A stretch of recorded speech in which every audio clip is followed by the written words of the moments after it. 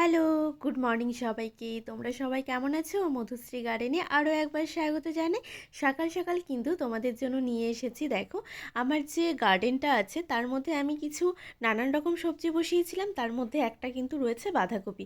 আর এখন বাঁধাকপি বাজারে প্রায় নেই বললেই চলে, কিন্তু কোথাও কোথাও কোনো মার্কেটে পাওয়া যায়। কিন্তু আমার ছাদে যেহেতু আমি নিজে বসিয়েছি, ওই জন্য প্রয়োজন মতোই আমি তুলি। তাই জন্য কিন্তু এখনও আমার ছাদ বাগানে রয়েছে। আমার ছাদ বাগানে এখনও শেষের দিকে দেখো, এই যে বাঁধাকপিটা এত সুন্দর লাগছে। দেখো, বাঁধাকপিটা একটা কমন সবজি, কিন্তু তারপরেও সেটা যদি হয় অর্গানিক, তো সেটা ভালো, তাই না?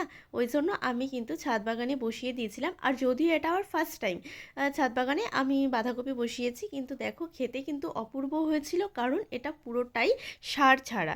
আর সার ছাড়া সবজি খেতে তো এমনিতেই টেস্ট, তাই না? ওই জন্যই কিন্তু দেখো, আর আমি কতটা খুশি হয়েছি এইগুলো তোলার সময়। এই যে ছোট ছোট খুশিগুলো না, আমরা কিন্তু এখন অনেক বড় বড় খুশির চিন্তা ভাবনা করি যে এটা পেলে হয়তো অনেক খুশি হতাম, ওটা পেলে হয়তো অনেক খুশি হতাম, কিন্তু একদমই নয়।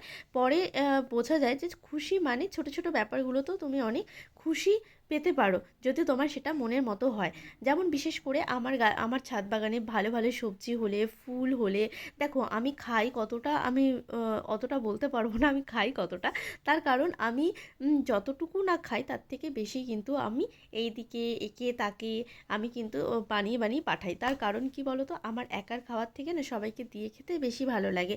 আর যদি সেটা হয় গাছের নিজের হাতের তৈরি, তাহলে দিতে তো কোনো অসুবিধেই নেই। তার কারণ নিজেও অর্গানিক খাও, সবাইকে অর্গানিক খাওয়াও চেষ্টা করো। আর যারা যারা আমার মতো ছাদ বাগান ভালোবাসো, তাদের তো ছাদ বাগানে কোনো না কোনো সবজি থাকেই। আর যারা যারা এখনও ছাদ বাগান বানাওনি, তারা তারা শুরু করে দাও। হয়তো ভাবনা চিন্তা আছে যে আমি এটা করব ওটা করব, সময় পাই না, একটু চেষ্টা করলেই কিন্তু এরকম টাটকা টাটকা ফ্রেশ সবজি পাওয়াই যায়। আর কার কোন বিষয়ে ভালো লাগে প্লিজ আমাকে জানিও। আমার কিন্তু দেখো, এই সবজিগুলো বাজারে তুমি একদম সস্তায় পাওয়া যায়, কিন্তু এটা যখন তুমি নিজে তৈরি করবে না, এটা কিন্তু অনেক কস্টলি হয়ে যায়। কেন বলো তো? এটার মধ্যে আছে তোমার যত্ন, তোমার সময়, সব কিছু।